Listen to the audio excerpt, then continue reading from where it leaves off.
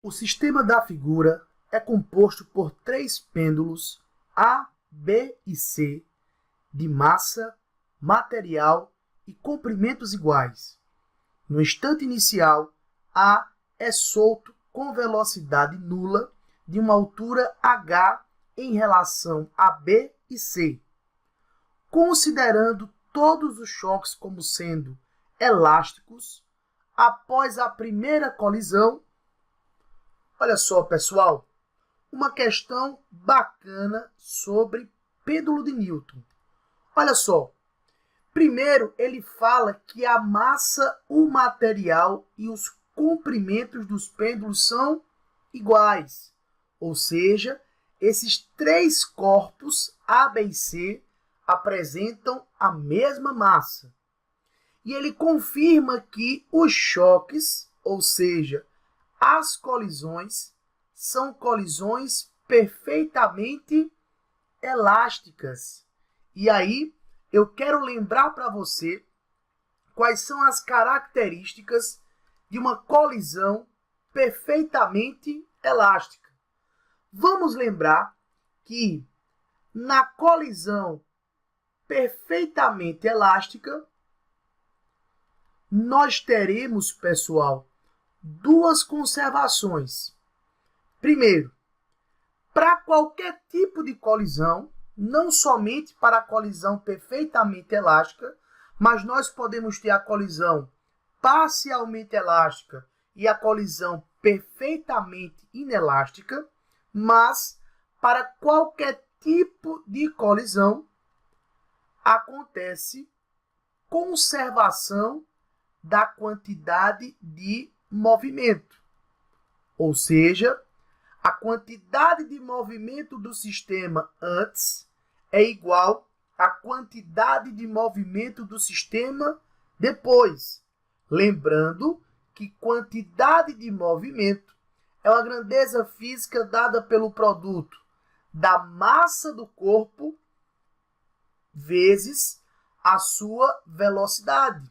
É o produto m vezes v. Tranquilo?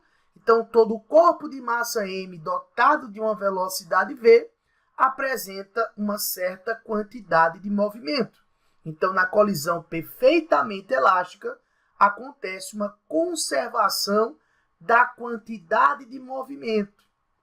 Mas, além da conservação da quantidade de movimento, na colisão perfeitamente elástica, também acontece conservação da energia mecânica.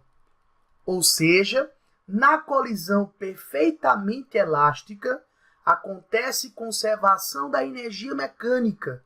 A energia mecânica antes igual à energia mecânica depois.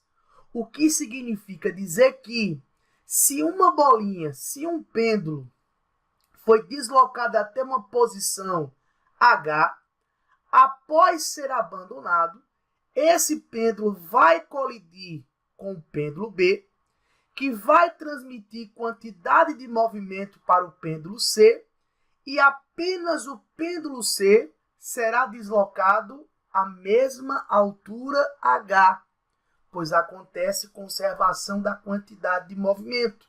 Ou seja, se eu solto um pêndulo após a primeira colisão, apenas um pêndulo vai subir aqui até a mesma altura H.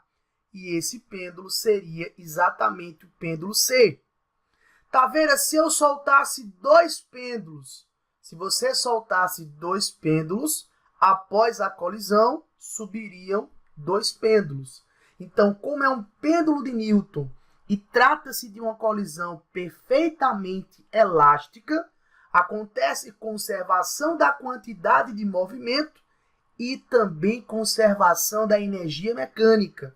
Então, se eu abandono um pêndulo, no caso aqui o pêndulo A, após a colisão, apenas o pêndulo C vai sofrer um deslocamento até a altura H. Repito, se eu pegasse os dois pêndulos, por exemplo, tentar desenhar aqui para vocês.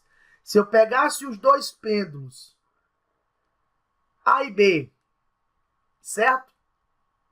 E abandonasse os dois pêndulos A e B para colidir com o pêndulo C, como a colisão é perfeitamente elástica, o pêndulo A ficaria em repouso e teria deslocamento tanto do pêndulo B como do pêndulo C até a mesma altura, porque acontece conservação da quantidade de movimento e acontece conservação da energia. Sendo assim, nós vamos procurar a alternativa que fala que o pêndulo A vai ficar aqui em repouso e apenas o pêndulo C vai sofrer um deslocamento, ok?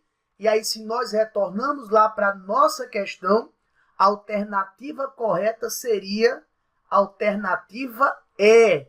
O pêndulo C atinge uma altura H, enquanto A e B ficam em repouso. Letra E de Eu Vou Detonar na prova da FAMENE. Se você gostou desse vídeo, deixa o seu like, inscreva-se no nosso canal e vamos juntos, sempre. Até a próxima. Valeu!